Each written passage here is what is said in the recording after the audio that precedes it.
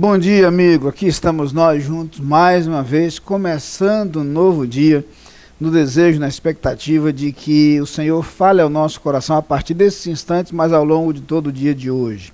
Como hoje é quarta-feira, quero fazer aquele convite para nos encontrarmos logo mais em nosso culto de oração. A partir das 7 horas da noite, estamos na igreja para orar uns com os outros, orar uns pelos outros, estudar a palavra de Deus, e você é nosso convidado para esse encontro. Se você estiver longe de nossa igreja, estiver difícil chegar, procure uma outra igreja batista, uma outra igreja evangélica próxima à sua casa, que também se reúna hoje para a oração, mas não perca a chance de dedicar os próximos momentos, e aqueles momentos em especial, para a oração. Agora vamos juntos à palavra de Deus, não sem antes deixar um abraço todo especial para com os aniversariantes dessa quarta-feira. Que Deus abençoe grandemente a sua vida e cuide do seu caminhar. Vamos juntos às Escrituras, certamente Deus tem algo a falar ao seu coração.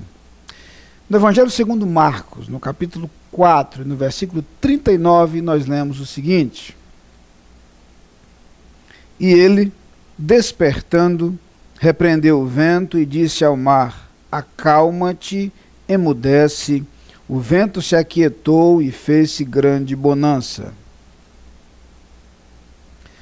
Temos tido a oportunidade de, durante esta semana, visitar mentalmente alguns lugares da região de Israel, da região da Palestina.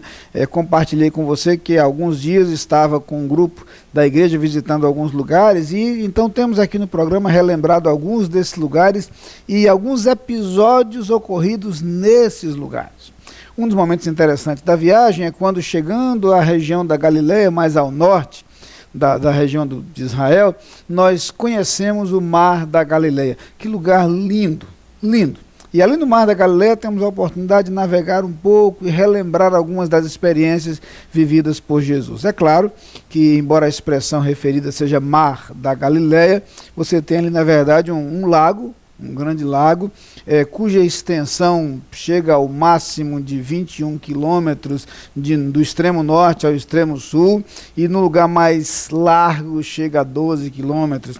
Então, na verdade, não é um mar, mas um grande lago, por isso algumas vezes também é chamado de Mar de Tiberíades ou Lago de Genezaré, etc, etc. Mas é este lugar, este pedacinho do mundo onde Jesus Cristo esteve por diversas vezes, onde navegou por algumas vezes. É uma paisagem muito bonita. E aqui nós temos, nesse capítulo 4 do Evangelho segundo Marcos, uma das experiências vividas por Jesus no Mar da Galileia. Ele convida os discípulos a atravessarem o lago, o mar, eles vão juntos, os discípulos vão com ele. Acontece que durante aquela travessia, um grande vento se aproxima, uma tempestade se arma, e com isso as ondas começam a se tornar mais revoltas. Os barcos, que não eram grandes, então estão ameaçados pelas ondas.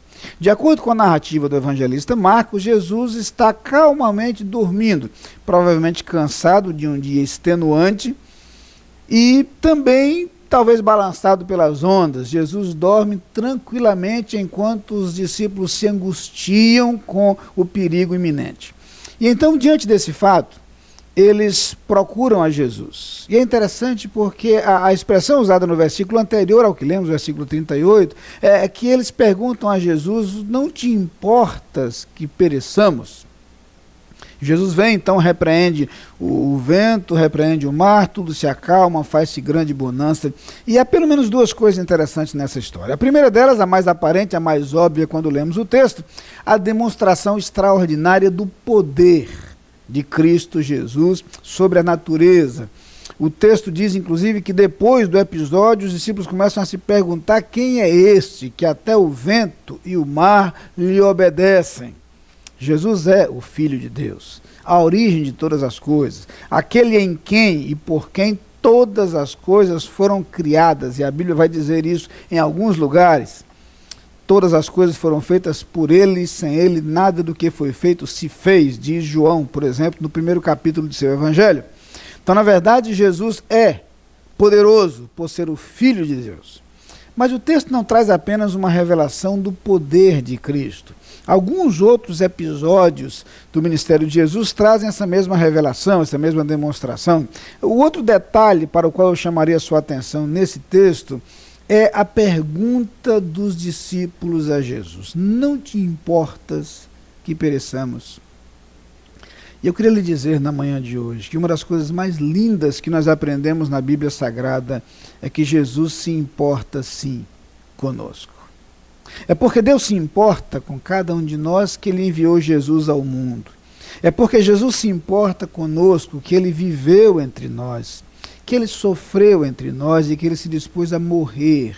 Ele mesmo chegou a afirmar: ninguém tem maior amor do que este, de dar a alguém a sua vida pelos seus amigos. Paulo usa a expressão Deus prova o seu amor para conosco em que Cristo morreu por nós, sendo nós ainda pecadores. E na mesma carta aos Romanos, mais adiante, no capítulo 8, ele vai dizer que se Deus não poupou a seu próprio Filho, mas o entregou por todos nós, como não nos dará também com ele todas as coisas? A Bíblia nos fala de um Deus que se importa conosco, de um Deus que nos ama, de um Deus que se preocupa com a nossa vida.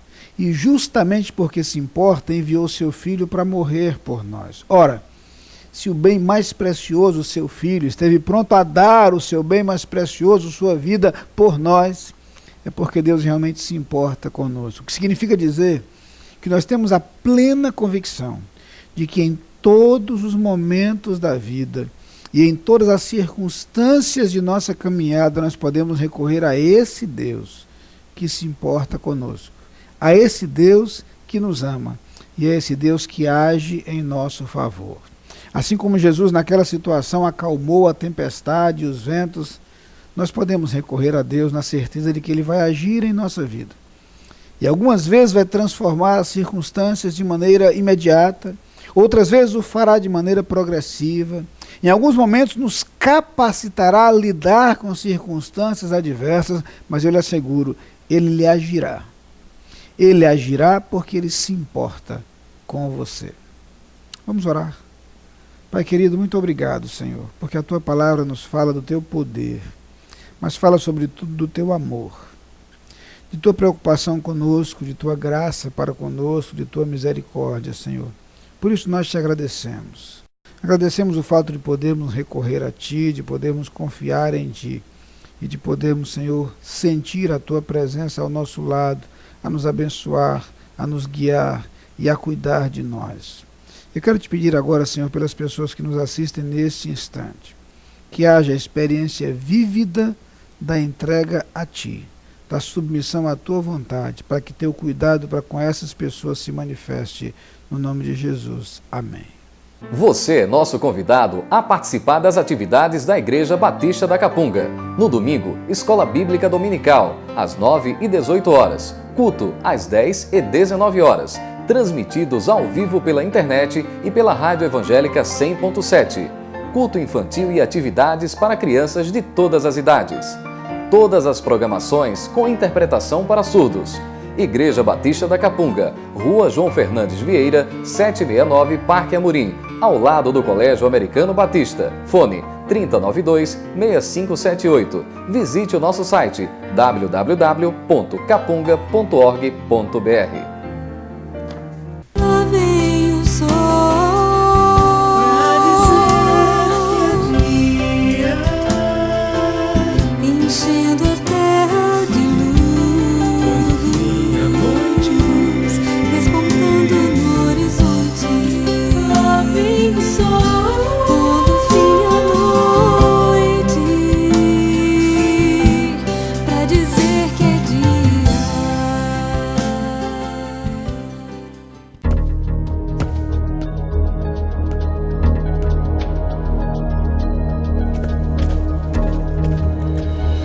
A Adlin cuida da sua empresa para você cuidar mais de você. Adlin Consultoria e Gestão em Serviços. 30 anos de trabalho. ISO 9001 e 14001. Soluções empresariais inteligentes e personalizadas em mais de 200 áreas. Adlin. Experiência de sobra para sobrar mais tempo para você.